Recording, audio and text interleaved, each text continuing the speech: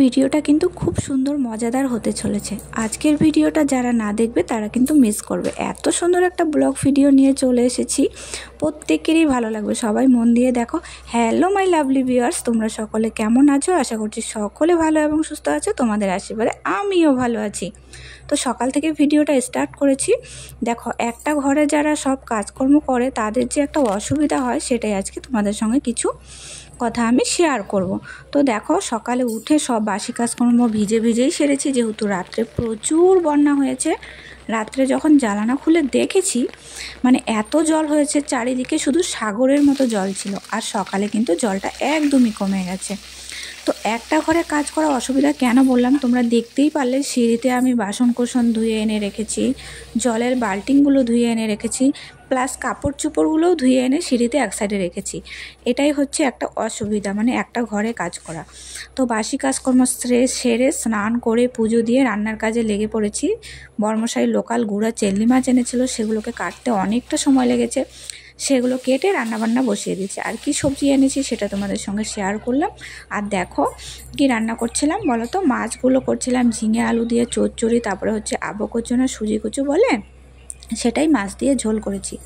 তারপরে খেতে বসে গেছি। সবার খাওয়া দাওয়া কমপ্লিট, যেন সবার লাস্টেই আমি খাই। তারপরে এদিকে মেয়েকে একটু বই পড়ালাম। সকালে তো পড়াতে পারিনি, কারণ সকালে উঠে বাসি কাজকর্ম করতে করতে না 12টার মতো বেজে গেছিলো, তাই দেরি করেই বইটা পড়ালাম।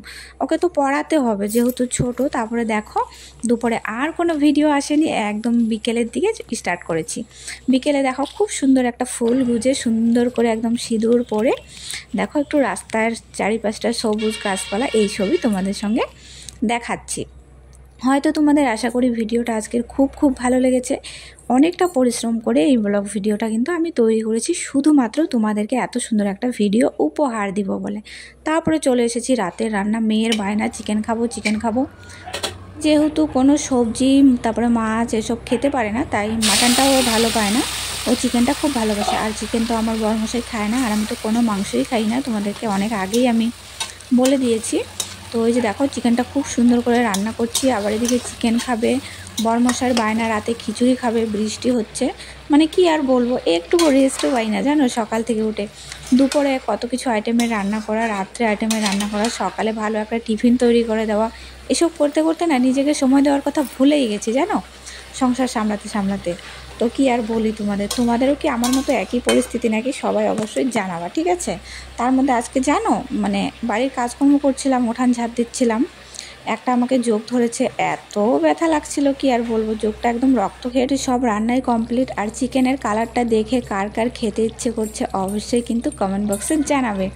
তো আমাকে যে যোগটা ধরেছে না, একদম রক্ত খেয়ে টিলটিলা হয়ে গেছে জানো। আমি যোগ আর সাপকে এতটা ভয় পাই, ঘুরে ফিরে আমাকেই ধরে। কি আর বলি বলো, গ্রামে বাড়ি, উঠান ঝাড় দিতে হয়, চারপাশে ঘাসপালা, জঙ্গলে মঙ্গলে গিয়ে মানে বাড়িঘর পরিষ্কার করতে হয়, ফুল আনতে হয়। তো এইসব করতে গিয়ে আমাকে যোগটা খেয়ে একদম একাকার করে দিয়েছে। এত রক্ত বেরোচ্ছে, মানে কি বলবো, খুবই দুঃখ। তো ভিডিওটা কেমন লাগলো জানিও। টাটা, ভালো থেকো।